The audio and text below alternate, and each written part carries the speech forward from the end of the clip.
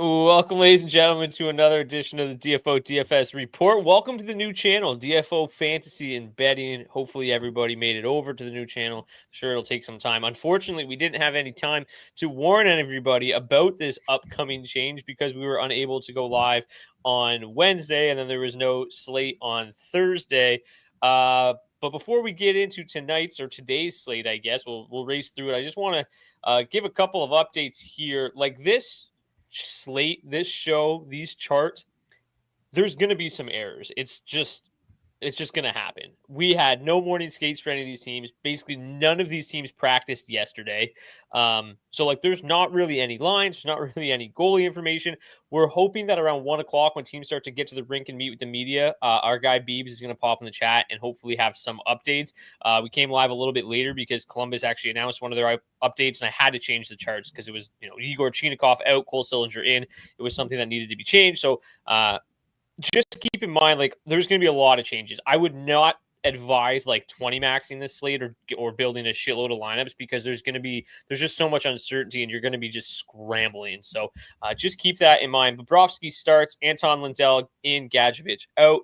There's already one change that we do not have in the slate or in the charts. Mrazek starts for Minnesota. We're probably going to get a lot of updates like that today. But also, when we get to the end of the show, we'll get to our daily face-off head-to-head. Me and Zach, we wanted to talk about it yesterday on Wednesday's show. We had a little wager. I'm being a Detroit Lions fan. He's a Chicago Bears fan. They played, obviously, on Thursday, Thanksgiving game. And we made a little wager where whoever's team covered the spread, that person got to set the daily face-off lineup for Friday's show. So, Zach, the Lions won. Thank God. It was a lucky one. They were able to hold on by the skin of their teeth thanks to some horrific coaching. But it was enough for you to at least get to set my daily face-off lineup. So, that was at least just one silver lining. And then right before we came live, you found out that Matt Eberflus was actually fired. So it's kind of all coming up, Zach, at the moment. Yeah, it really is a huge day. Thankfully, the Bears were able to cover that spread, which is what got me the win here.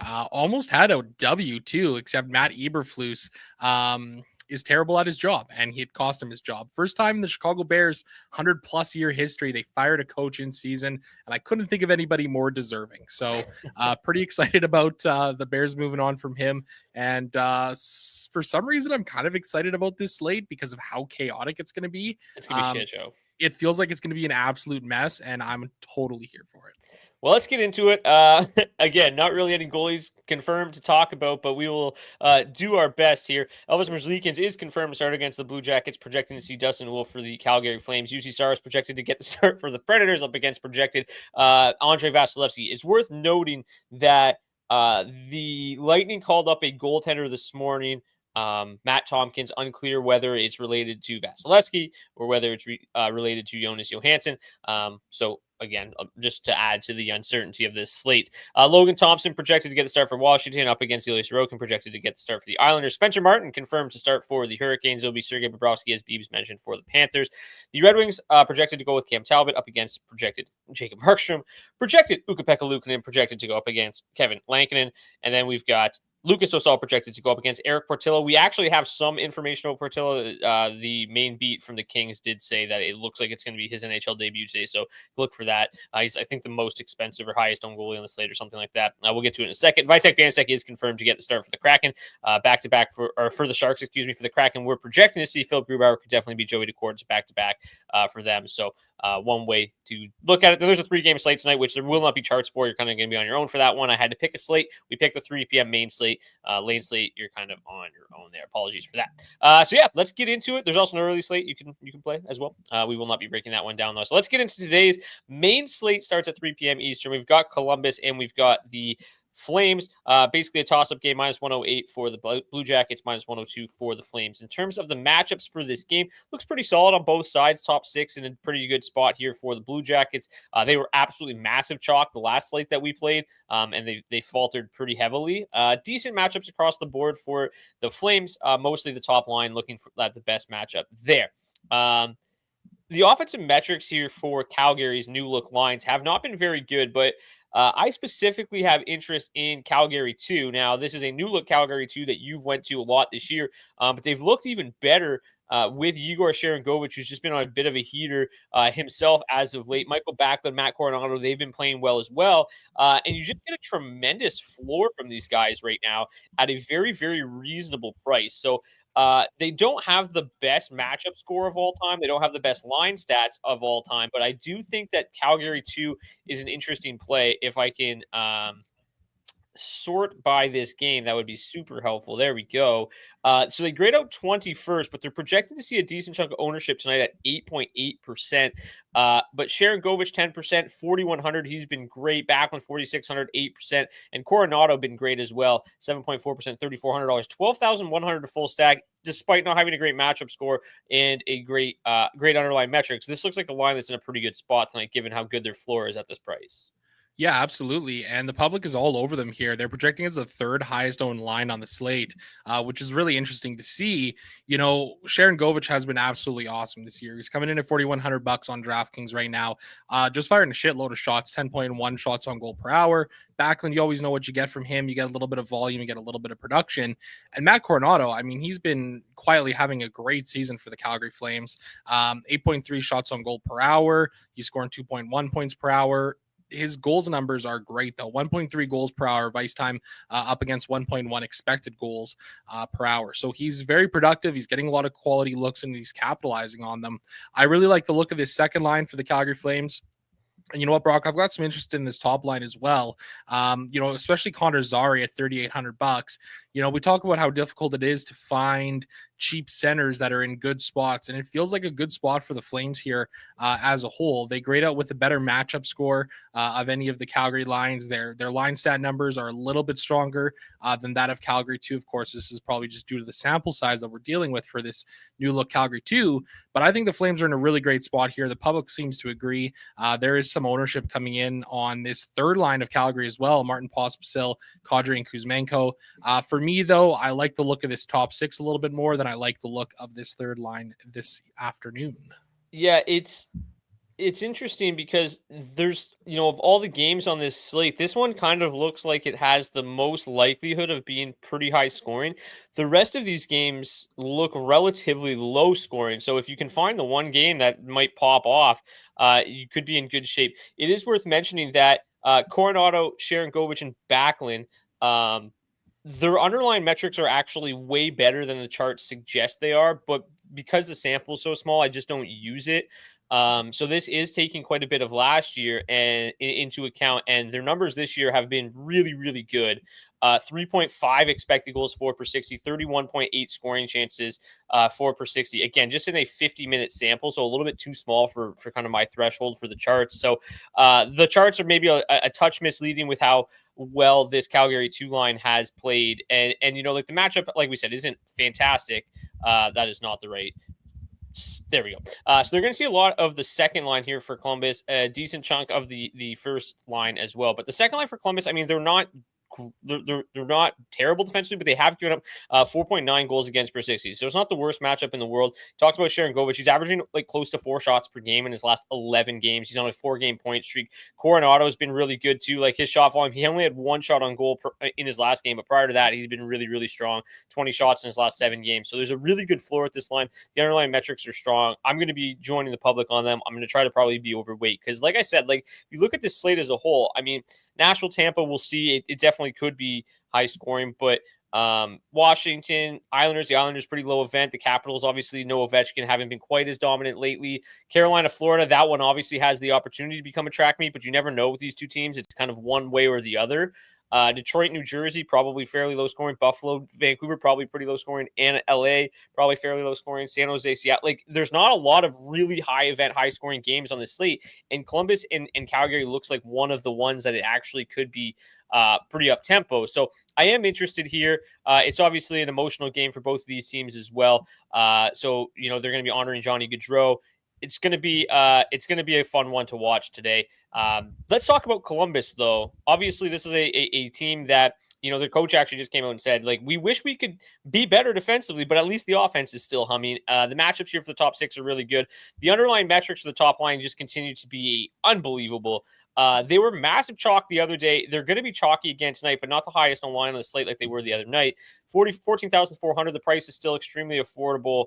I absolutely love Columbus 1 again tonight. Columbus 2, with Sillinger, Fantilli, and Kent Johnson. I mean, these underlying metrics are just so poor. I think I'll probably just really focus in and be overweight on Columbus 1 and not focus too much on the rest of the Blue Jackets. Obviously the underlying metrics for these third and fourth lines, you've actually jumped on board with them a couple times in different spots. Are you going back to the depth pieces of Columbus in this one because their underlying metrics continue to be outstanding, or are you just focusing in more on the top line? Yeah, I've got some interest in Columbus here for sure. I mean, the top line, as you said, they've been just so awesome here so far this season. Going to continue to fire them up here at will because the production is just very, very strong. I have played a little bit of Columbus 4 so far this season, and it feels like an incredibly gross thing to like even be talking about playing a fourth line. But their line stats have been absolutely awesome this season. They only see 22% of the ice time. They're scoring 3.6 goals per hour of ice time. Their expected goal numbers are strong. They're getting good scoring chances and quality scoring chances too. I'm not saying that I'm going to play a ton of them, but I'm 3-maxing tonight. I might sprinkle in a little Zach Aston Reese or Justin Danforth one-off play and just hope that they're able to get on the board with a point somehow, because it's a great way to get different on a slate like this. Their production has been solid enough that I think they could be viable as a really, really cheap punt play and maybe help you get some access to some of the more expensive lines, later on in the slate, like some of that Tampa Bay that I really like here tonight or this afternoon, I guess. Man, how many times are we going to say tonight doing this show? Hey, I feel like it's going to be an absolute million times. We're just going to roll with it tonight. So a little sprinkle of Columbus 4 might get you some access to some of these more expensive lines. But yeah, I got quite a bit of interest in Columbus here too, because like you said, man, like it's kind of a weird slate. It doesn't really look like there's going to be a lot of really high scoring games here tonight beyond this one. A couple quick updates from our guy Beebs. Vincent Desharnais will be taking Philip Hronik's spot in the Vancouver lineup tonight. Hronik got hurt in the last game, and Logan Thompson gets the start as projected for the Capitals. We'll continue rolling along and provide any up-to-the-minute updates as we can. Power play for this game.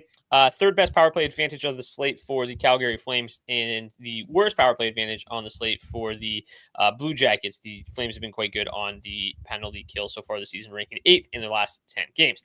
Okay, let's move on to the next game. We've got Nashville and Tampa. Obviously, hopefully we get some information about what's going on in the Tampa crease, because that can drastically alter the way we look at this game. Nashville has started maybe to turn a corner a little bit.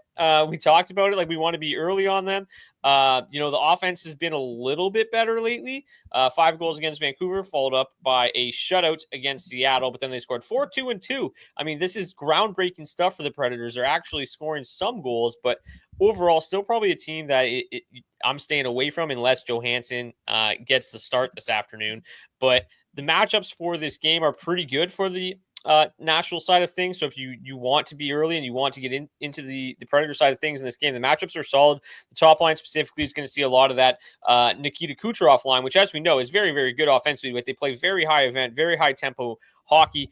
They give up 62 shot attempts per 60 while also taking 67 shot attempts per 60. So very high volume when they're on the ice.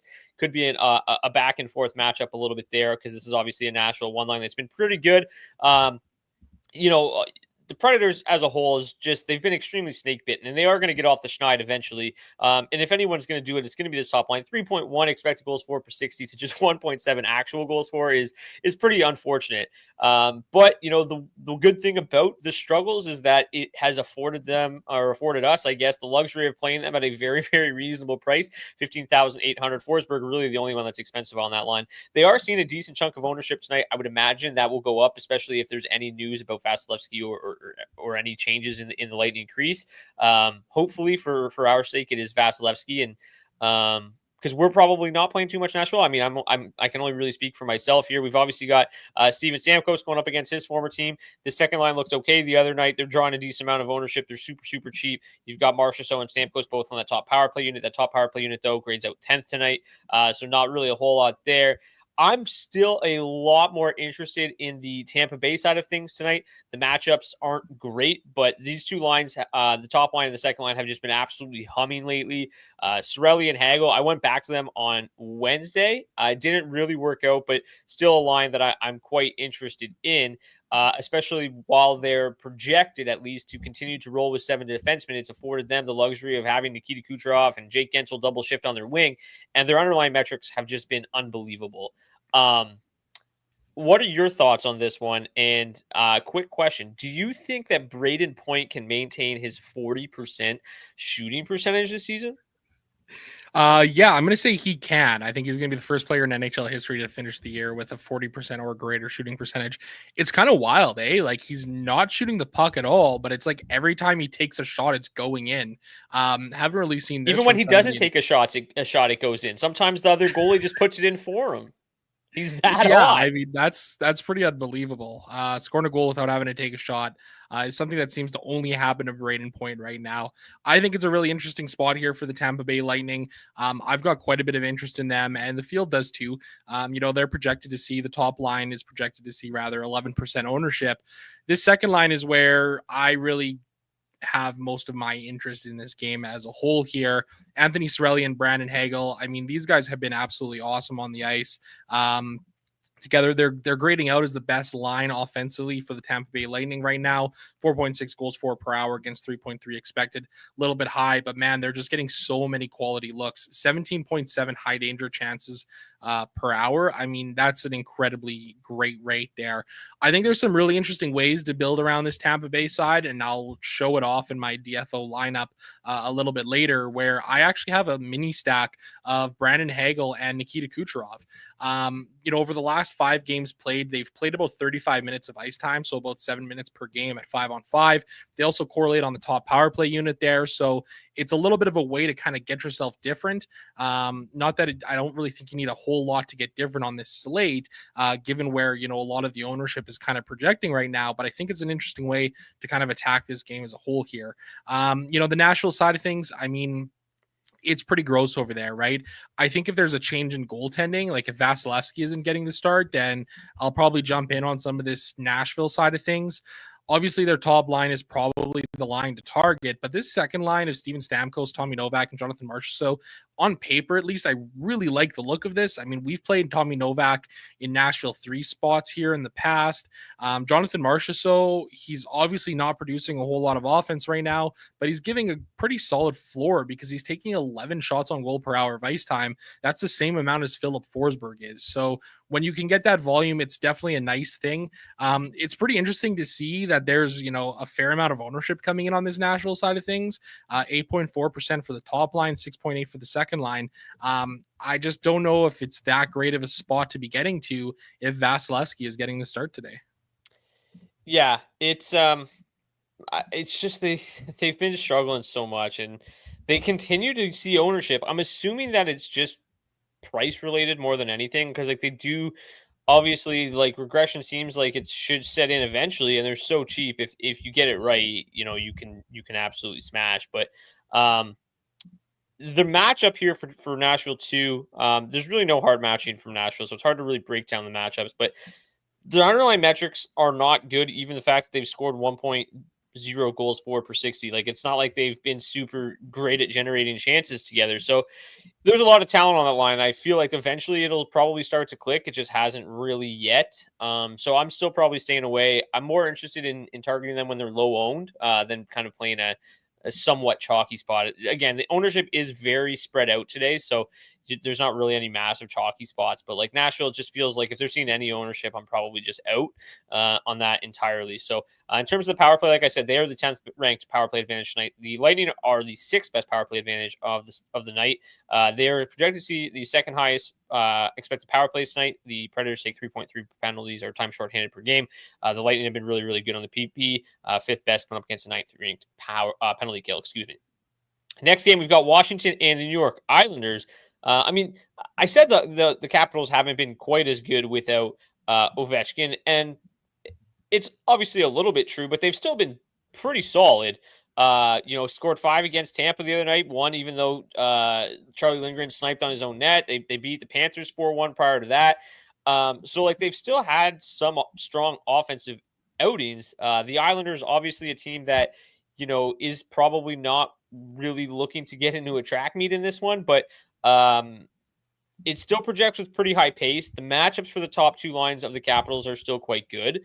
Are you going back to this Capitals team that's been so solid for us this year? We mentioned that a lot of this top line's samples, obviously from last year, since Tom Wilson started the year on that second line. But Strome, Protas, and Wilson have been really, really good together historically. The second line still has pretty strong underlying metrics, although probably not nearly as good without Tom Wilson with Taylor Radish up there. But I mean, they're still scoring goals. Are you going back to them, or are you kind of staying away from this game as a whole? It's seeing a very minimal amount of ownership. Yeah, I actually am going back to this spot here for the Washington Capitals. I think the second line is in a pretty solid spot here. They've got a really strong matchup score, 84.1, which is one of the higher numbers on the slate as a whole here. You know, as you mentioned, McMichael and Dubois too, like they just continue to find ways to be productive here. You know, maybe they're not scoring at the exact same clip as they were earlier this year, where it felt like just every game they were scoring on every shot that they were taking. But I think that it's a solid enough spot here on this slate tonight. They're not seeing a ton of ownership or anything like that. You know, one thing I'd like to see is a little bit more shot volume from Pierre-Luc Dubois. He's obviously a guy who is still well below his career averages or historical averages in terms of shot shooting percentage, right? He's shooting 6.3 on the season versus a historical average of 12.2. You know, he's getting a lot of quality looks. I continue to say that 1.2 individual expected goals per hour versus 0.3 actual goals per hour. I think the offense is going to come at some point for him, and I want to be there because McMichael is still being productive too. And I think that once Pierre-Luc Dubois gets going offensively, this line could really hit up to another level. I don't really have as much interest in that top line without Alex Ovechkin there. Obviously, Dylan Strome has been having a great season this year. Alexei Protas continuing to shoot the lights out. But it feels like if Protas isn't scoring, he's not really doing a whole lot out there, which has kind of always been the case for him. So I think for me on this Washington side of things, I'm probably keeping my interest here in Washington too. I'm only 3-maxing tonight, so I'm not going to have a ton of exposure to a lot of different people. But Washington 2 is definitely going to be in the player pool tonight. Yeah, my only concern, like, it's funny to talk about like Pierre-Luc Dubois potentially seeing positive regression because this team as a whole has to cool off eventually. They're shooting over 13% at 5v5. They're shooting over 14% as a team in all situations. I mean, the offense is going to cool down. It just has to eventually. But Pierre-Luc Dubois might be the only guy that could be trending in the other direction. I'm a little bit nervous about Washington in this spot. I think it's an okay spot. I'll definitely be considering them. Overall, I don't really think this game is going to be crazy high scoring. But you know, I've been wrong about the Capitals before. Like they just seem like they've been so good at 5v5. They've been so good, you know, at putting the puck in the net, and they really haven't been that great defensively. They've been giving up just as many goals as they score more often than not. So, you know, I think the Islanders are somewhat in play. This game has a little bit of my interest. The pace score is solid. Again, I'm probably going to the second line of the Islanders. They have the best matchup. They're going to see a lot of that third line, or sorry, second line for the Capitals, which is if I pull it up here, their worst defensive line for sure. So you've got them also fully correlated on the top power play unit now. That's something that they kind of shuffled around recently. So that's just kind of an added bonus to the top line. Oh, I guess they changed it back a little bit the other night. So Lee and Sipikov did switch back, but Nelson Palmieri is still up there. Dennis Cholowski, if you want a real nice deep punt. But yeah, I mean, on the power play tonight, it looks okay for the Capital side of things, not so great for the Islanders side of things. You can see why they're shuffling their power play units around. They just have not converted at all. But the Capitals have struggled on the kill. So, you know, the possibilities are certainly there for the Islanders tonight. I still, I don't know. It's just one of those games that I just don't think is going to be crazy high scoring. And there's a lot of them on this slate. And so maybe it could be, you know, fairly low scoring and still be the third highest scoring game of the slate. So I am somewhat interested. I feel similar to kind of how the public seems to be, right? Like on the fence, they're definitely not 10% owned, but they're about 5. They're seeing some ownership, just nothing crazy. So most of my interest probably comes on Islanders 2 and Washington 2 as well, same as you. Quick question here from Aaron. Good morning, boys. Why the new channel? We just at Daily Faceoff wanted to separate the fantasy from the actual hockey stuff that everybody else does at Daily Faceoff. The Frank Saravallis, the Morning Cup of Hockeys, those shows, right? We had so much content on that page, and we just wanted to be able to say, hey, if you're looking for fantasy or betting, here's where you go. If you're looking for the hockey news stuff, here's where you go. I just made it a little bit easier for the consumer. So yeah, we separated ourselves just to make it easier for you people, our fantasy fans, to find us. And if you're more you're not interested in the betting, we've had some people pop in and say, "Oh, betting's ruining hockey." They're probably there to watch the other shows on the channel, so that's for them. So that's why we did it. And I think it's a great play here. Sports betting, way more popular than DFS these days. I guess I understand the angle. There you go.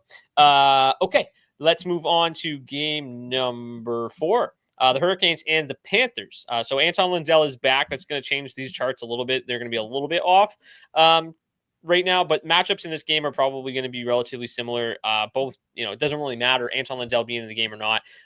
Both teams very, very good defensively. Anton Lundell certainly helps that third line.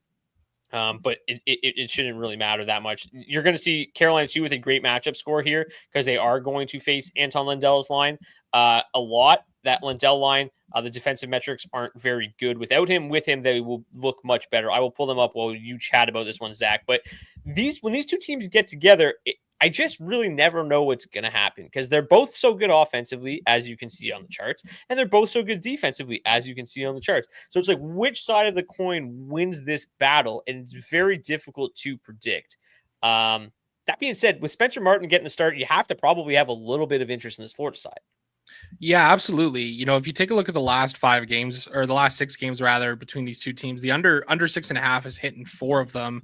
Granted, in the games that it's gone over, it was a 6-4 Florida Panthers win and a 5-2 Carolina Hurricanes win. So, it's either going to be one of these two games. And I kind of lean towards this one being a little bit more of a high scoring game. Spencer Martin obviously is not a great goaltender, kind of thrusted into this starting role right now as they continue to deal with injuries. But it's not like Sergei Bobrovsky has been very good this year for the Florida Panthers either. I mean, you take a look at his numbers, 16 games played on the season. He's got an .889 save percentage and a negative 5.3 goals saved above expected. So he's been equally as leaky as Martin has in some more games. I think this is one of those spots where there's a real chance this one can kind of pop off. And there's really not a lot of ownership whatsoever coming in. I mean, most of it's coming in around this Carolina 1 side projected at 5.9% ownership. Carolina 2 seeing a little bit as well at 5.4. This Florida Panthers side, though, the top line for the Panthers grading out as the number 2 line to target on the entire slate.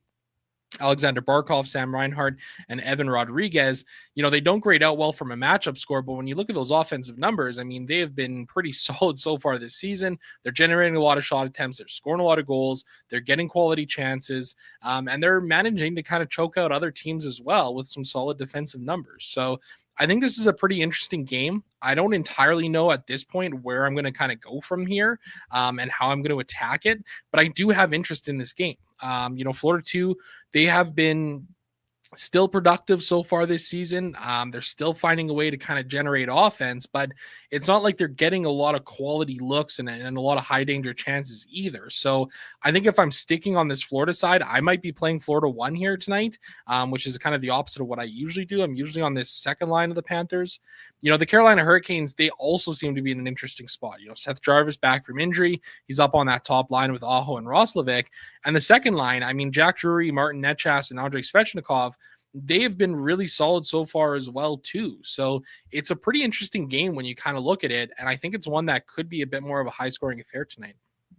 I agree that if I were to pick it or lean one way or the other, I would say that it's probably going to be higher scoring than lower scoring. You have to admit the possibility of being low scoring is there. But with the fact that the ownership is low, I'm pretty willing to take the gamble that it's going to be high scoring given how potent both of these offenses can be. From a power play standpoint, both power plays grade out tremendously well. The 4th best power play advantage for the Hurricanes, the 2nd best power play advantage for the Hurricanes, 4th best power play going up against the 31st ranked PK. The Panthers 18th best power play up against the 20th ranked PK that takes a lot of penalties. They have the 5th best. So that feeds into the fact that this could be a much higher scoring game than maybe we anticipate based on how good both these teams are defensively. So, that's one of those numbers that's certainly propping up some of these lines, right? The power play numbers are really good for both sides.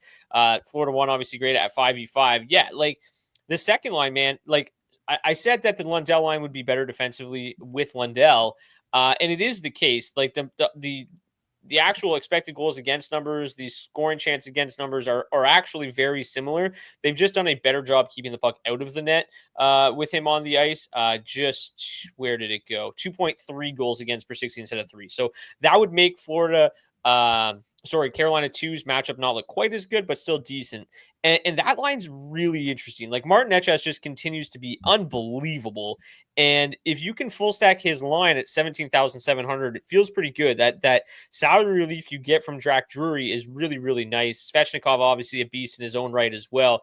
I certainly have interest in both the top sixes from both of these teams, really, at this ownership level, because it does feel like it could be on the higher scoring side of things. Now, it's worth mentioning that, the 5v5 scores, the power play scores, they feel okay about this game, but the overall projection is not so much. So you can see why the public is a little bit, staying off this game a little bit. But I do think that this is a different, a bit of a contrarian spot, this game as a whole. And I don't know exactly how I'm going to go about it, but I think I would be most interested in Carolina too, just based on the matchup, based on how good Necas has been. That being said, Seth Jarvis at $5,300 is probably the best play in this entire game.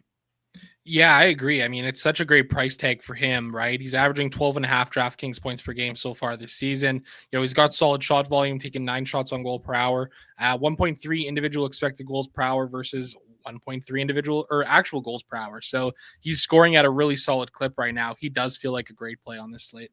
Since coming back to the lineup as well, just 2 games under his belt, 2 goals, 2 assists, 4 points, 7 shots on goal, averaging close to 20 minutes a night. So really, really like Jarvis's price tag there. Really strong one-off. And if you want a full stack Carolina 1 at 16,600, really, really good stuff there. It is worth mentioning that on the charts the other day, we had Jarvis, Aho, Roslovic together. I know I played them. And then in warm-ups, they had Svechnikov, Aho, Roslovic together. And we're like, what the hell are they doing? Why would they run these new lines at practice and then change it up at the last minute? It ended up being like one shift. And then Jarvis, Aho, Roslovic was together. Svechnikov was on that second line. So if you see something like that happen in warm-ups today, I don't know if you would really need to change it or want to change it. It's interesting. I don't know what happened the other day, but yeah, I hope it's Jarvis, Aho, and Roslovic and Svechnikov, Drury, Necas, and we can just kind of play that comfortably. Detroit and New Jersey. As you know, as a Red Wings fan, they do not generate much offense whatsoever. I watch every game, and it's been pretty boring. They've been able to win games, but basically only by scoring 2 or 3 goals and getting strong goaltending. Now they run into a New Jersey Devils team that's been playing quite well. They, a bit of a sluggish start to the season. They've been much better lately, obviously coming off a shutout loss to the Blues, which was very random. That was on the back of a 3-game winning streak and winning 5 of their last 6 and 8 of their last 10. So this looks like a really nice bounce back spot for this New Jersey side. The Red Wings, they grade out okay defensively, but offensively, they're just an absolute mess. This is the lowest event game on the slate by a pretty wide margin, but I definitely have interest in this New Jersey side. Specifically New Jersey too, the Jack Hughes line, their offensive metrics are really, really good. If you might remember as well, Michael Rasmussen, absolutely little brother Jack Hughes, the last time these two teams met earlier in the season. Jack Hughes was none too pleased about it. I think he would be excited to exact some revenge against the Detroit Red Wings this afternoon, excuse me. Just a quick update before I go to you, Zach. Adin Hill gets a start against the Winnipeg Jets. So far the projected goaltenders have been exactly as projected. What do you feel about the New Jersey Devils and Detroit Red Wings tonight? Don't really have a whole lot of interest in this game as a whole, to be honest with you, but I do agree that if I was to play some, and I very well might, it would probably be the second line. I mean, Jack Hughes and Jesper Bratt have been awesome so far this season. Hughes is still waiting for a little bit more goal production to come, a little more offensive production as a whole to come, but Jesper Bratt, man, he has been just great so far this season. Really strong shot volume, giving you a rock solid floor, and he's scoring a lot of goals too, 1.3 per hour, 3.7 points per hour as well. I'm kind of going to keep it short and sweet here. I think I'm going to play some New Jersey 2 tonight and probably nothing else from this game. No interest in this Detroit side of things. Offensively, they're a mess right now. It feels like they're just counting down the days until Derek Lalonde is let go. Yeah, I think that I don't know if it's quite as bad as Bears fans and Matt Eberflus. Like, we're not quite to that level. Like, he hasn't. I don't think that Lalonde is single handedly costing us games, but yeah, just there's nothing clicking here for this team at all. The goal numbers are just gross. Like, yeah, they're coming off a 2-game winning streak. It was a 4-2 win over the Islanders, and a 2-1 win over the Flames last couple games, but it's just I can't get to it. The top line would be the only one I'd consider. It's like the only line doing anything. Larkin at $6,800 is seeing some ownership. Raymond, really nice price tag for a guy that's played quite well this year at 4,700. You got Tarasenko there at 33. Crazier things have happened. Just with the amount of lineups, the small amount of lineups that I'm playing due to the uncertainty of this slate, I just don't know if I'm gonna squeeze them in. Jack Hughes, obviously, hasn't scored in 5 or 6 games. The shot volume remains really strong, coming off a 7 shot on goal performance against the Blues the other night. Yeah, that'd be the line that I target. Timo Meier is back tonight. He'll be back on the top line with Hischier and Stefan Nation. From a power play standpoint, the Devils look great. They have the number 1 power play advantage on the slate. The Red Wings absolutely dreadful on the penalty kill. So definitely interest on the New Jersey side of things for me, just for that reason alone. As you know, you've got Bratt and Hughes on that top power play unit with Dougie Hamilton, Stefan Nation, and Nico Hischier up there as well. So that would be the way that I go in this game. You can choose whether or not you want to play Detroit or New Jersey 1 or New Jersey 2. Going the Hischier line route is obviously a little bit cheaper. Going the Hughes line, probably a little bit more upside, a little bit more expensive. Buffalo and Vancouver, very ugly looking game here. The matchups for the Buffalo Sabres side of things specifically pretty bad. The Canucks have been playing pretty well defensively. Obviously, losing Phil Peronic is going to hurt, but this is a team that last year just scored and scored and scored and scored. This year they win games low scoring more often than not. The defensive numbers have dwindled recently. They've started to give up more goals. Artur Silovs has been awful. Lankin is probably coming back down to earth a little bit, counting down the days for Thatcher Demko to return to this crease. I should give Lankin some credit. He just had a 33 save shutout the other night, but for the most part, this team has started to give up a lot more goals recently. So there is reason to suggest that this Sabres side is okay here, but the defensive metrics for the Canucks, by and large, have been outstanding so far this season. So I don't know how much interest I have in this game. Obviously, the Tage Thompson line, great underlying metrics for Buffalo. They've been outstanding. They can certainly get there. If the Canucks continue to give up goals the way they have recently. I keep talking about Buffalo 3. I think that from an underlying metric standpoint, they look good. From a value standpoint, they look good. I don't know how much I'm going to get there. The Canucks side of things, that Vancouver top line continues to hum at a pretty good pace. The Garland line's been pretty solid recently. I just don't think I'm going to end up with too much of this game. It feels like a really low-scoring game when it's all said and done. The charts feel the same way. The ownership seems to feel pretty similarly. How do you feel, Zach? Yeah, I definitely agree with it. I don't really have a whole lot of interest in this game at all. I think if I did, it would probably come in on either of these top lines. Obviously, Tage Thompson returning to his spot on the top line for the Buffalo Sabres here. I like him. I think he's a great player. Peterka, Tuck, they've both been relatively productive this year as well. On the Vancouver side of things, it looks pretty bleak once you get over that first line, right? Elias Pettersson and Jake DeBrusk, that's where most of their offense, if not all of their offense, seems to be coming from right now. Granted, I will give their third line some credit too. Connor Garland has had a really solid season so far, continuing to find ways to get some points. It does just feel like a bit of a lower scoring, low event kind of a game here between two teams who are kind of not really that great and still trying to find their way this season. I think this is kind of one of those games for me that I'm just going to avoid as a whole. Maybe there's some punt defensemen who might be a little bit interesting to me here, but I really don't have much interest whatsoever in this game.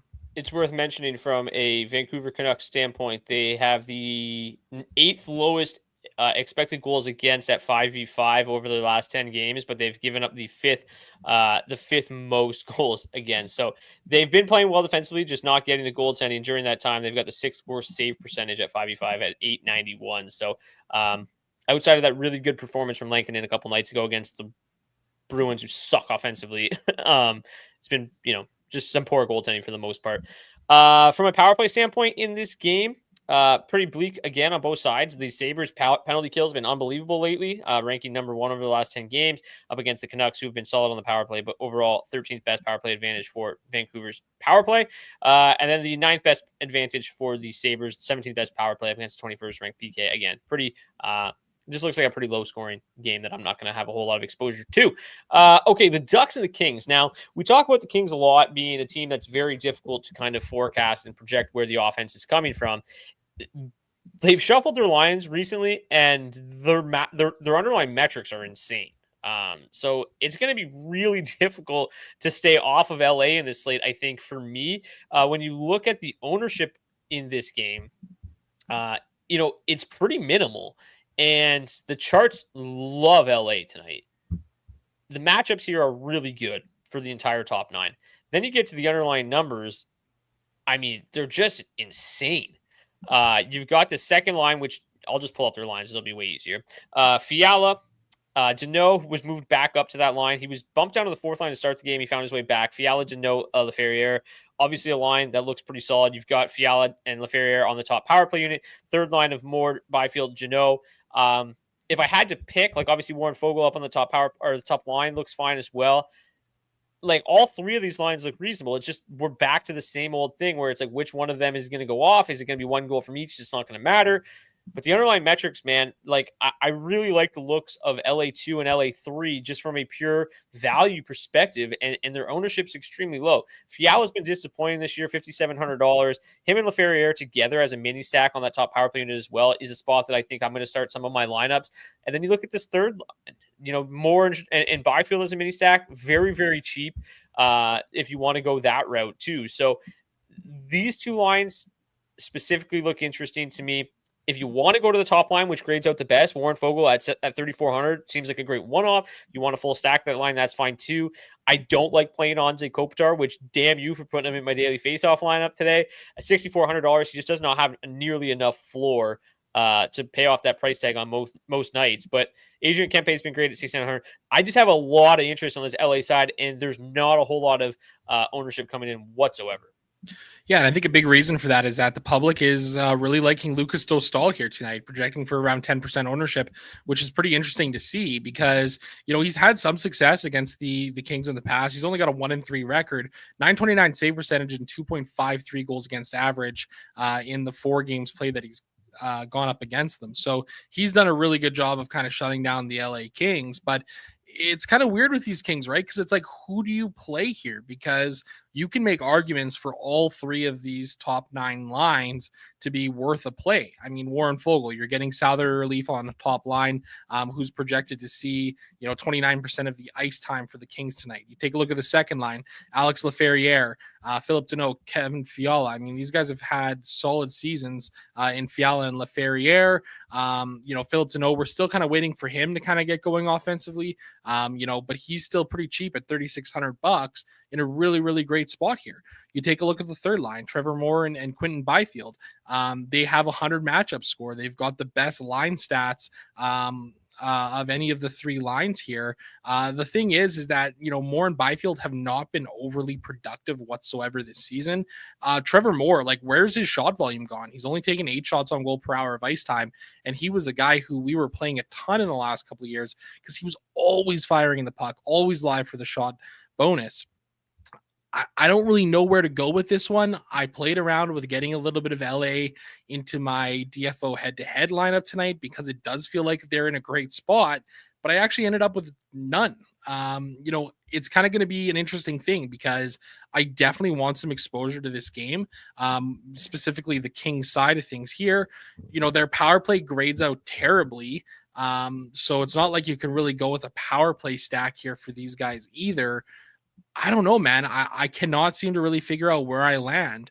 I think I probably like a Warren Fogle, Adrian Kempe mini stack the most, and probably going to LA to the second most, and then the third line, the third most here. Where's your kind of rankings of these 3 lines? I think I would agree that Fogle, Kempe, that top line probably has the highest upside. I feel like I'm probably going to have a little bit more exposure to Fiala and Laferriere. I just think that these underlying metrics are popping.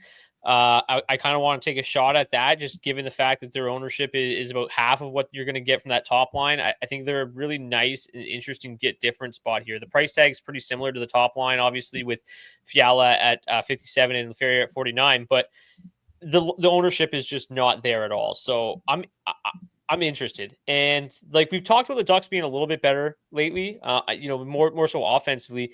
In the last 10 games, they still grade out with the worst expected goals against number in the NHL at 5v5. One of the worst, if not the worst. I can't remember exactly. I haven't pulled it up here. The worst overall in all situations. And then you look at the King side of things. I mean, this is maybe the best defensive team in hockey. They have been playing like it maybe not getting the goaltending every single night, but like I'm not interested in this Duck side at all. So I think it's going to be very difficult for them to generate offense. I think the Kings are going to have the puck a lot, and I think it's going to open things up for both, all these lines to have success. And it just might be one of those Kings games where they all have success, and it's just one goal each. They win 3-1, and it doesn't matter that much for DFS. But I do agree that LA1, LA2, LA3 is probably the order, just like the charts have it. I'm probably going to, just from an ownership perspective, probably end up with more LA2 in my lineups tonight, and hopefully that Fiala can start to heat up a little bit. As you mentioned on the power play, not great. They've been pretty poor. 23rd over the last 10 games, but the Ducks have been really bad on the PK as well. So it's worth mentioning. The Kings continue, they're trying to find something to work on that top power play unit. They've been rolling out a 5-forward top power play unit recently. It's got pieces of all three lines. So if you're like us and you can't choose which one of these lines to play, maybe you just play the power play unit and fire that up, and then you get pieces of all three lines, and you never know. Do you have any interest in the Ducks going up against one of the better defensive teams in the league? No, just the same old story for me in the Anaheim Ducks. Just no interest at all. If I did, it would probably be in the second line. I mean, I think it's probably worth mentioning Cutter Gauthier seeming to start to heat up a little bit here. He's got a couple of goals in his last few games, continuing to have strong shot volume. At $3,200, I don't think he's a terrible one-off play on any given slate. I'm not doing it tonight. I'm not playing any of this Anaheim side. One thing that's interesting too, there's a showdown on DraftKings for this game. And I kind of like looking at playing this showdown, and I think I'm going to get a couple of lineups in on that one, just to try and up my exposure to this game in general, and this King side in general, because it does feel like they're in just a great spot overall here tonight. Yeah, Eric Portillo gets his first career start, or projected at least to get his first career start.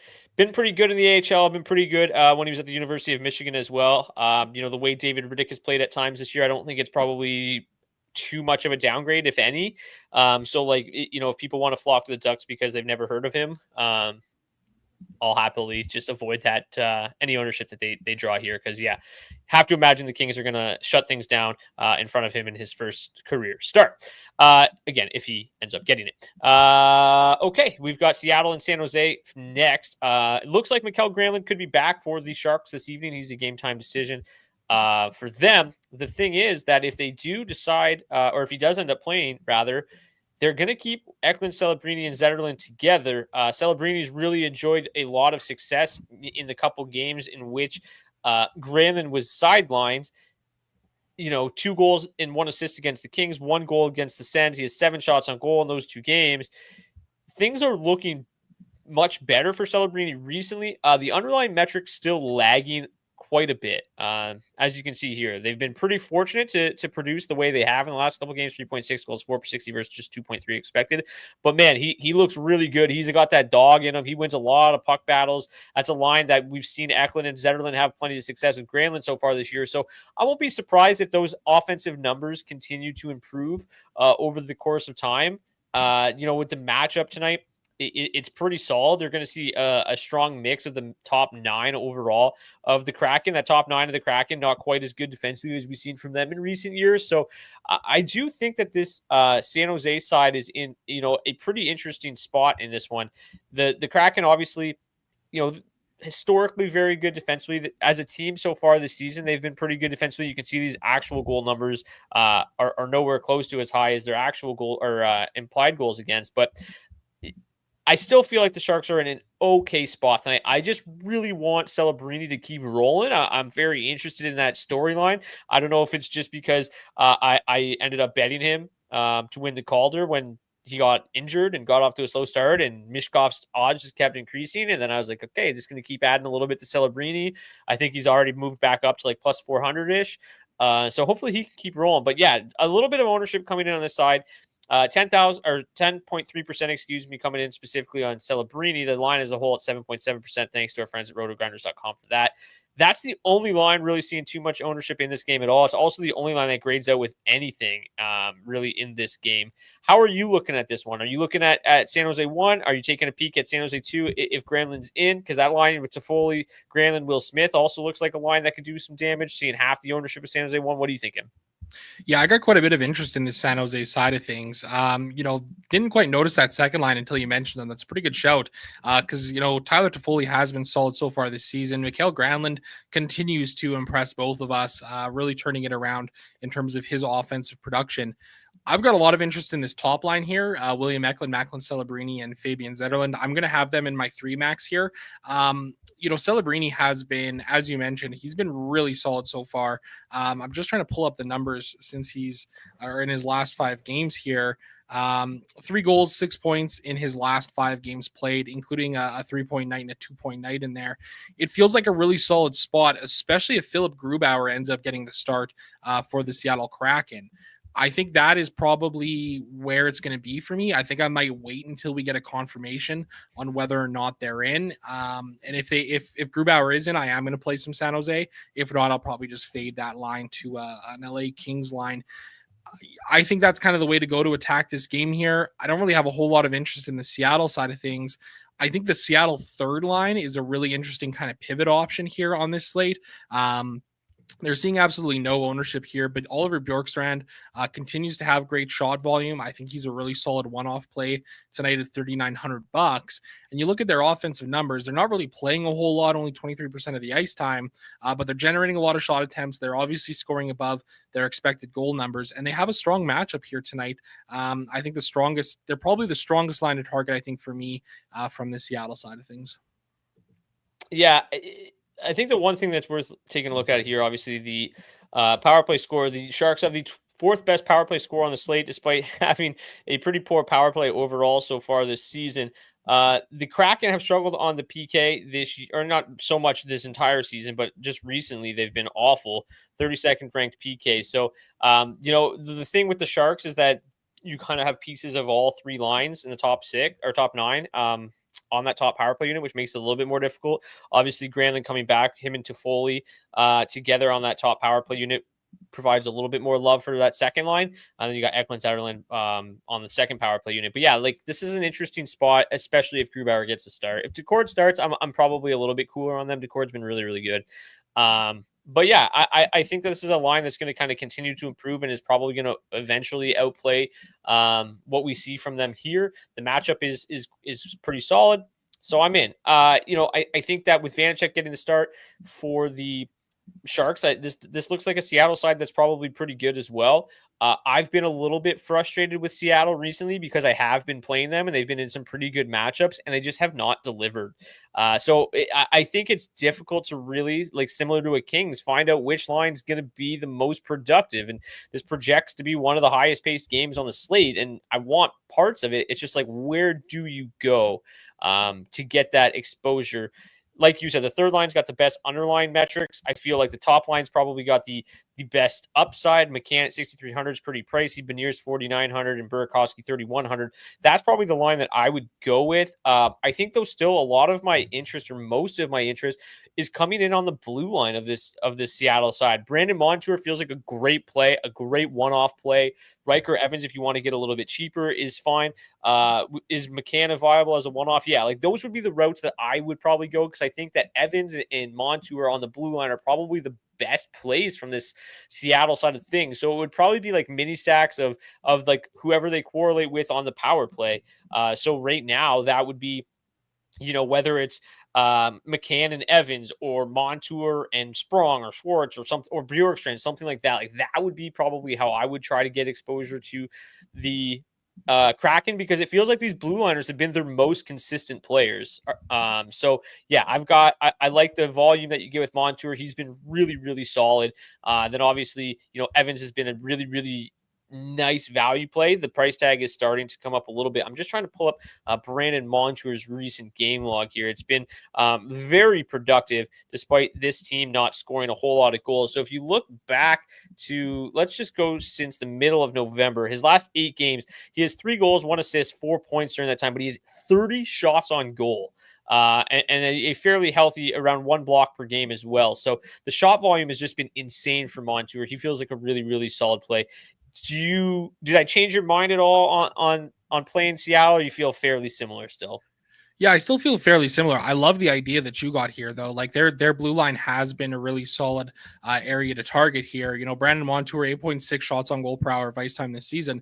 That's like a forward number. That's like a second line forward takes those amount of shots. So I think that's a really solid way to kind of target this one. I see somebody in the chat saying, "Love me some Adam Larson." I think he's a solid play too. He's a guy who always has some solid block volume as well. So I like targeting the Kraken through the blue line here, and probably as a route that I'm going to tackle here today. Riker Evans, $4,600. Just some numbers on him. His last 10 games, he has 6 assists, just 10 shots on goal, but the block volume has been pretty healthy. He's hit the shot block bonus twice during that stretch. So, and he's also playing over 21 minutes a night at that price tag. Seems pretty solid. Any final thoughts? I think, maybe we're giving all this love to the Kraken defenseman here. I think we should also probably give some love on the other side to Jake Wallman from San Jose, because he's been an absolute beast since coming back into the lineup for them. So it's been 7 games since he's returned to the lineup. He has 1 goal, 5 assists, 6 points, 22 shots on goal. The block volume has been mediocre, but usually it's pretty solid. He's hit the block bonus once. He's had 2 shot blocks a couple times. So Wallman's been really solid. Obviously, they've got a nice power play matchup as well. Speaking of defensemen, let's get to that section of the show, unless you have any final thoughts on this game, Zach. No, ready to talk blue liners. Quick note here from our guy Beebs. Varlamov gets the start for the New York Islanders. So obviously helps the who are they playing? The Washington Capitals a little bit. You already had some interest in them. Do you feel better about the Capitals with Varlamov between the pipes? He's obviously been pretty good. I think it's just hard to be like, okay, yeah, he's as good as Ilya Sorokin still. Yeah, it definitely makes me feel better about Washington too. A line that I've already was planning on having exposure. Makes me just feel a little bit better about them for sure. Sorokin coming off a pretty ugly performance, but yeah, he's still, I think, obviously, it's safe to say he's the better goalie of the two. Okay, these are forwards. Let's get to the defenseman here. In terms of the raw projection value tonight, Brett Pesce, I mean, this guy's price tag just does not change. It's unbelievable. That being said, he's relied pretty heavily on block volume, and if you take a look at the goalie projection here, shots against, the Red Wings are projected for the 3rd fewest shots on goal tonight, so it's probably not, I still think that they'll get enough volume that Pesce's probably viable and can probably still reach that block bonus, but it is not like a super high event game where it's like he's a lock to block like 6 shots like he seems to be recently. Rasmus Sandin's been really, really solid, especially seeing kind of increased ice time on that second power play unit with Ovechkin out at 3K. You've been talking about Simon Edvinsson a lot recently. He continues to be a really, really solid play. I've always I obviously want to get to Zach Werenski at $7,200, but if you can't get there, the Blue Jackets have been a really nice source of cheap defensemen as well. Damon Severson and then also Dante Fabro since he's arrived. His price tag just seemingly does not move, and he's up over 20 minutes like every single night. He's been unbelievable. While I pull up Fabro's numbers, any defensemen that really stick out to you tonight? Brett Pesce is definitely a guy I've got interest in, as do I with Jake Wallman. I think he's a really solid play here on this slate tonight. Those expensive defensemen, like there's some really nice pieces up there. I mean, Dougie Hamilton, he's been having a great season.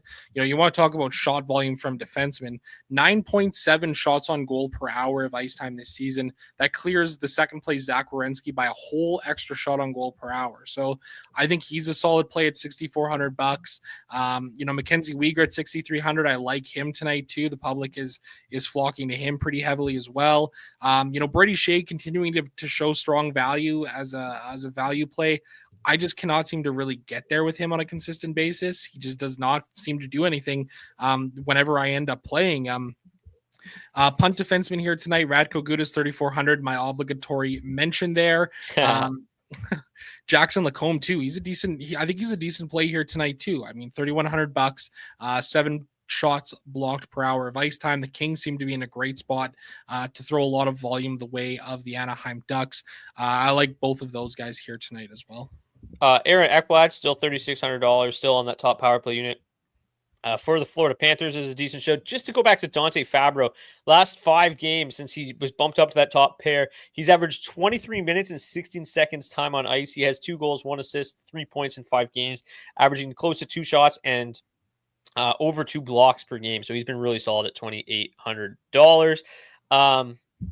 Yeah, let's move to some goalies. Keep in mind that a lot of these goalies aren't confirmed. I'll try to scratch them off here as we go.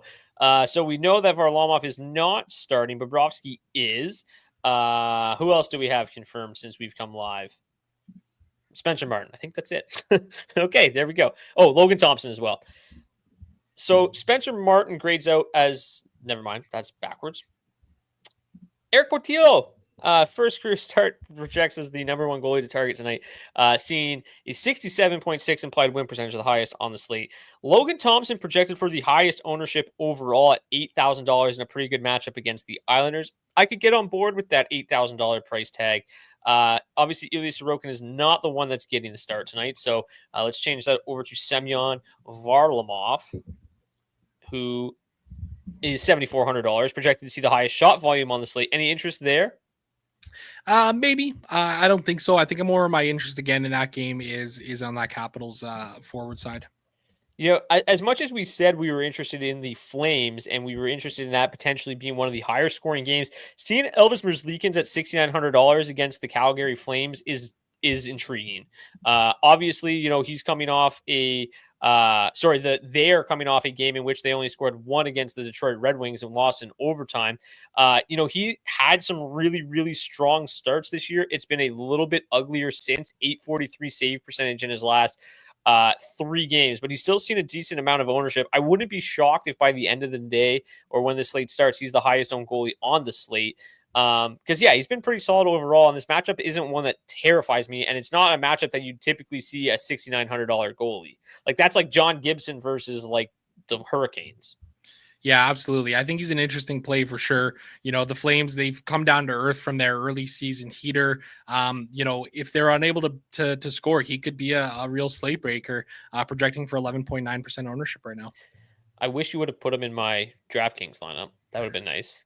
Calgary in their last, so they had 2 goals against Detroit, 1 goal against Detroit, 3 goals against the Sens to start this road trip. And we talked about it a little bit earlier in the week that they haven't been the best road team so far this season, making Merzlikins pretty viable this evening. Anybody else that really stands out to you between the pipes? I don't mind Ukko-Pekka Luukkonen at $7,300. I think that's a pretty good price tag in a solid matchup against the Canucks.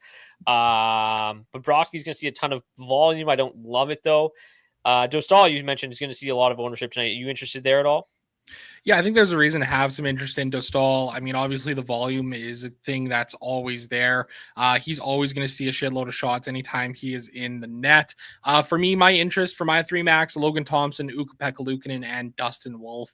I think Wolf, even though he is the most expensive goalie on the slate, is a solid play.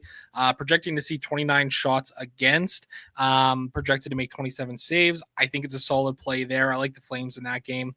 Ukko-Pekka Luukkonen, $7,300, definitely my favorite cheap goaltender on the slate so far. And then I think Logan Thompson is a really solid play at 8K as well.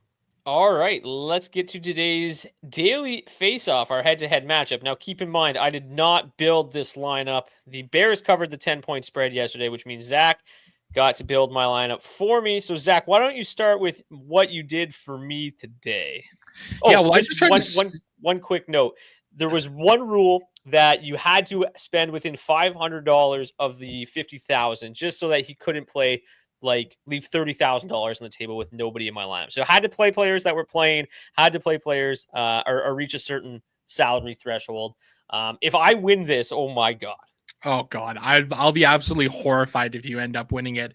But watch it turn out to be like the optimal cash lineup or something ridiculous like that. Yeah. I tried to absolutely sewer you as much as I could. I was looking for some of the, least productive guys that are out there based on their ice time. and it was pretty easy to start at the top with Anze Kopitar. I know that he's like probably your least favorite play in DFS ever, so I knew I had to work him into this lineup as well. Spencer Martin at $7,800, a little bit more of an expensive goaltender who has not been very good this season as well. And then I was just looking for a bunch of one-off plays. I know you don't like Sam Bennett at his price tag, so 6K was able to get him into the mix there as well. Steven Stamkos, he struggled this year. His price tag won't go down.